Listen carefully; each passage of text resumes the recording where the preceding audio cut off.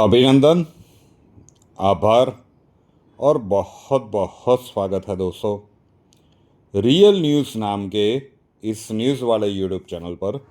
और मैं हूं आप सबका अपना रुपेन आर शाह। क्षमा प्रार्थी हूं कि कुछ ऐसी शारीरिक परिस्थिति बन गई है कि वीडियो सीधा बैठना अभी थोड़ा सा पॉसिबल नहीं है। तो आज और जब तक ये थोड़ा सा ठीक नहीं होगा, पेन किलर लिए जा रहे हैं। पीछे बैक में एक झर्क्स आ गया है दीपावली का, जो घर का सफाई काम चल रहा था उसमें, और मोच थोड़ी सी ज़्यादा है तो सीधा बैठा नहीं जा रहा है। और उसी के कारण अब इतने महत्वपूर्ण टॉपिक साथ में आ रहे हैं, आप लोगों तक पहुंचाना अनिवार्य था। तो इसे थोड़ा सा आपको असहजता होगी, लेकिन इतना विश्वास है कि अब जो विश्लेषण आप सुनने के लिए जाएंगे तो उसमें से बहुत सारे घटनाक्रम ऐसे होंगे कि जो आपको आश्चर्यचकित भी कर देंगे, और हमारे एनएसए अजीत डोवाल साहब के ऊपर हर भारतीय का गर्व और भी ज़्यादा बढ़ जाएगा। 26 साल पुराना बदला ले रहे हैं अजीत डोवाल साहब पाकिस्तान से। जी बिल्कुल भी मैं अतिशयोक्ति में नहीं बोल रहा हूँ। आप चाहें तो जाके सर्च कर सकते हैं। और अभी जो एक रीसेंट बुक आई है, जो हमारे मतलब इंटेलिजेंस डिपार्टमेंट के एक बड़े अधिकारी थे, मैं उनका नाम भूल रहा हूँ, उनमें भी उन्होंने ये सारी बातें कही हुई है। तो 1999 का वो वर्ष था जब सेबी के बड़े अधिकारी थे अजीत डोवाल साहब। अटल बिहारी वाजपेयी जी की सरकार थी, और उस समय पे नेपाल से एक प्लेन उड़ता है IC-184, उसे हाईजैक कर लिया जाता है। अमृतसर में मेरे ख्याल से उसकी लैंडिंग करवाई गई थी फ्यूल के लिए, और फिर उसे दुबई ले जाया गया, और उसके बाद कंधार ले जाया गया। और जिस प्रकार का वातावरण बना था, उन्होंने डिमांड रखी थी कि आतंकी मसूद अजहर के साथ और ज़्यादा आतंकियों को छोड़ा जाए। उस समय पे तालिबान राइस पे था, और तालिबान से डील करने के लिए अजीत डोवाल वो अधिकारी थे जिनको अफ़गानिस्तान भेजा गया था। और बिना प्रिपरेशन, बिना प्लानिंग, बिना किसी कांटेक्ट, अब अचानक से जब ये घटनाक्रम हो गया और फिर आप मैदान में उतर के प्लानिंग करने के लिए जाते हैं, तो आपके पास ऑप्शंस बहुत कम होते हैं। और उस समय पे अजीत डोवाल साहब के साथ यही हुआ कि किन के साथ डील करे, क्या प्लानिंग करे, क्या सेटलमेंट करे, ताकि बात बन जाए, हमारे यात्री भी बच जाएं और आतंकियों को छोड़ना भी ना पड़े। लेकिन वो समय उनका नहीं था, और अंततोगत्वा भारत सरकार को झुकना पड़ा, आतंकी मसूद अजहर को छोड़ना पड़ा, जिसने फिर पाकिस्तान में जाके जैश ए मोहम्मद नाम का आतंकी संगठन बनाया, और फिर उसने बहुत सारी भारतवर्ष में आतंकी गतिविधियां की। तो भारत सरकार के ऊपर, वाजपेयी जी की सरकार के ऊपर वो एक काला धब्बा था कि आतंकियों के सामने देश की सरकार को झुकना पड़ा था। यह अजीत डोवाल जी के लिए एक सेटबैक से कम नहीं था। 26 साल पुरानी बात है, लेकिन उसके बाद जैसे आप अजीत डोवाल जी को जानते हैं कि ये किसी भी चीज़ को भूलते नहीं हैं। 2005 में उनका रिटायरमेंट हुआ था, सेवानिवृत्त हुए थे, और उसके बाद लगभग 11 साढ़े 11 साल से वो हमारे एनएसए हैं। 2021 में, अगर आपको याद हो, 2021 में, अब इन 11 सालों में अजीत डोवाल साहब ने किया क्या। 1999 की वो घटना तो हमने आपको बता दी कि जो अजीत डोवाल जी के कैरियर में भी एक unsuccessful feather, the one and only unsuccessful feather है। फिर कुछ घटनाक्रम ऐसे बने कि दुनिया का कभी भी उसके ऊपर ध्यान नहीं गया।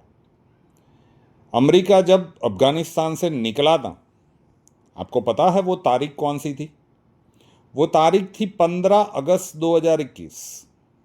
जी, भारत के स्वतंत्रता दिन पर अमेरिका का फाइनल प्लेन बगराम एयरपोर्ट से उड़ा था। वो सारे विजुअल्स जिस प्रकार के हड़बड़ाहट में वो वहाँ से निकले थे, भारत के स्वतंत्रता दिन के ऊपर। और उस समय पे खबरें ये आई थी कि भारत ने अपनी एम्बेसी अफगानिस्तान में क्लोज कर दी है क्योंकि तालिबान तेज़ी से आ रहा था। ये वही तालिबान है कि जिसके साथ 1999 में डील कैसे की जाए उसके बारे में अजीत डोभाल साहब को बिल्कुल कोई भी उनके पास क्लू नहीं था। तो खबरें यही चली थी कि भारत के सारे जो डिप्लोमेट्स थे, मतलब राजद्वारी थे, वो ऑफिस को क्लोज करके दिल्ली आ गए थे।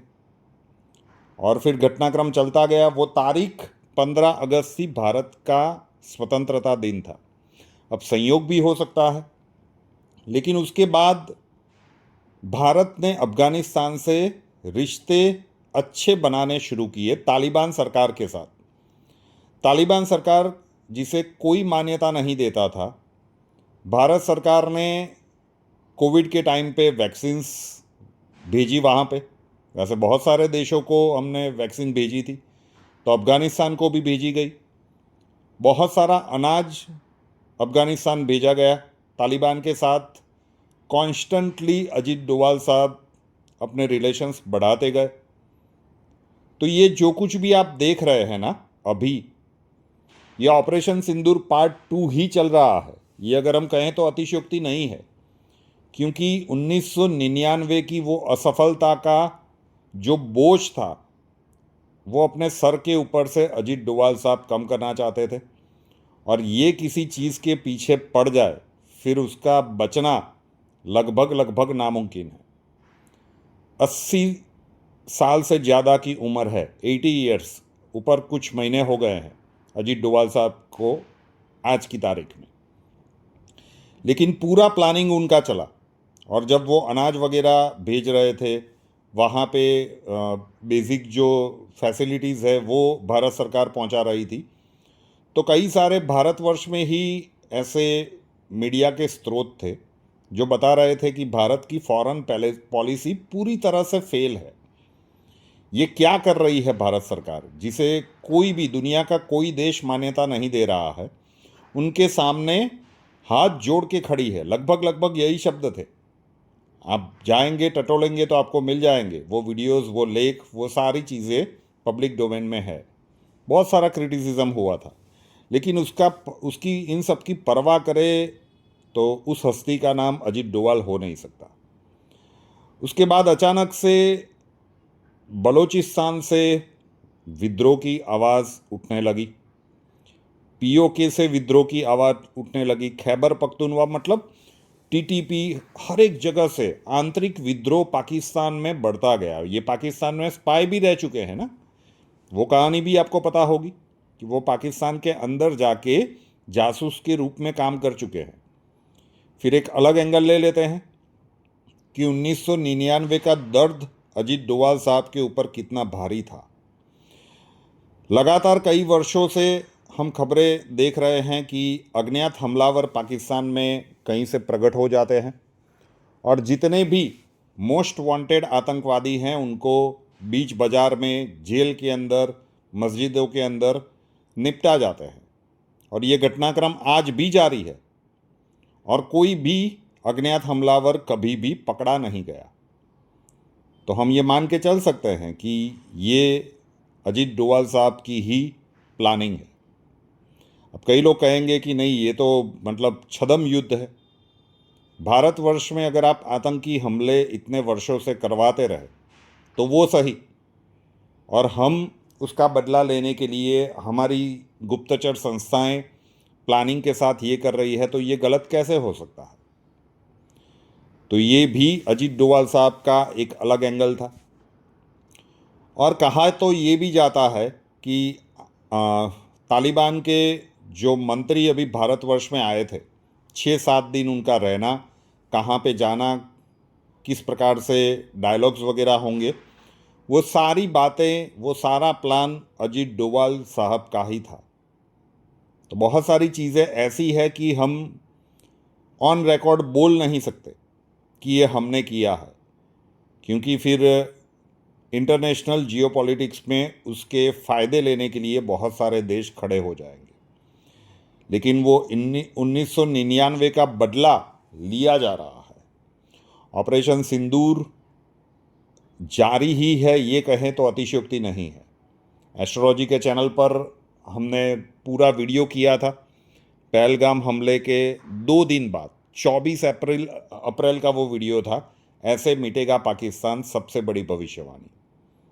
वो वीडियो को ध्यान से देखिएगा, स्पष्ट रूप से ये सारी चीज़ें बताई गई थी कि बलूचिस्तान से भी हमले होंगे, पीओके के लोग आंदोलन करेंगे, अफगानिस्तान भी हमला करेगा, और इस प्रकार की परिस्थितियां नरेंद्र मोदी जी निर्मित कर देंगे कि पाकिस्तान की सेना को अपने ही लोगों पर गोलियां चलानी पड़े। और वो सारे घटनाक्रम आप देख रहे हो। और ये सारा प्लानिंग अगर कोई कर रहा है तो उस व्यक्ति का नाम अजीत डोभाल साहब है। Is a real asset of India. Bharatvarsh के कोहिनूर है, अगर ये कहें तो अतिशयोक्ति नहीं होगी। ये जो कुछ भी चल रहा है ये भारतवर्ष की कूटनीति है, चाणक्य नीति है कि युद्ध में उतरने से पहले ही दुश्मन को इतना परास्त कर दो, इतना डिप्रेस कर दो कि फिर हमें ज़्यादा करने की आवश्यकता न रहे। तो यहाँ से अभी घटनाक्रम जा रहे हैं, इसका फाइनल आउटकम ऐसा दिख रहा है कि खैबर पख्तूनवा अफगानिस्तान ले जाएगा, बलूचिस्तान आज़ाद होगा और पीओके भारतवर्ष का हिस्सा बनेगा। तो 26 साल पुराना जो एक दर्द अजीत डोभाल साहब के सीने में पनप रहा था, उसका हिसाब अब सूद समेत वो ले रहे हैं और पाकिस्तान उसकी पूरी कीमत चुका रहा है। तो ये था एक महत्वपूर्ण विश्लेषण। संभव है कि ये तार्किक कड़ियाँ हैं और जो एस्ट्रोलॉजिकल संयोग हम देख रहे हैं, जो किताबों में उल्लेख हैं, उन सबको जोड़ के इसका कभी भी आपको हिस्ट्री की किताबों में उल्लेख नहीं मिलेगा। कुछ घटनाएं ऐसी होती है कि जो कभी भी इतिहास का ऑफिशियल हिस्ट्री का हिस्सा नहीं बनती, लेकिन वो सत्य तो है। जो पाकिस्तान में हो रहा है वो सत्य तो है, लेकिन वो किसने करवाया वो कभी भी इतिहास में दर्ज नहीं होगा। लेकिन इस समय में जीने वाले हर भारतीय को ये पता होना चाहिए कि इसके पीछे का दिमाग अजीत डोभाल साहब का ही है। कई राष्ट्र के मतलब बहुत सारे लोगों को ये अतिशयोक्ति लगेगी और पसंद नहीं आएगा, तो अब वो उनकी विचारधारा है। लेकिन बहुत सारे जो राष्ट्र प्रेमी हैं उनको ये लॉजिक उतरेगा दिमाग में कि हाँ ऐसा हो सकता है, भारत की प्रवर्तमान सरकार ये कर सकती है। वीडियो पसंद आए तो वीडियो को लाइक कर दीजिएगा और सोशल मीडिया पर शेयर कीजिएगा। रियल न्यूज़ नाम के इस न्यूज़ चैनल को अभी तक सब्सक्राइब नहीं किया है तो कर लीजिए, साथ वाला बेल आइकॉन दबा दीजिए और उसके बाद 3 ऑप्शंस आएंगे, ऑल के ऊपर क्लिक कर दीजिए ताकि हर नए वीडियो की नोटिफिकेशन आपको सबसे पहले मिलती रहे। नए वीडियो के साथ फिर मिलेंगे। जय हिंद।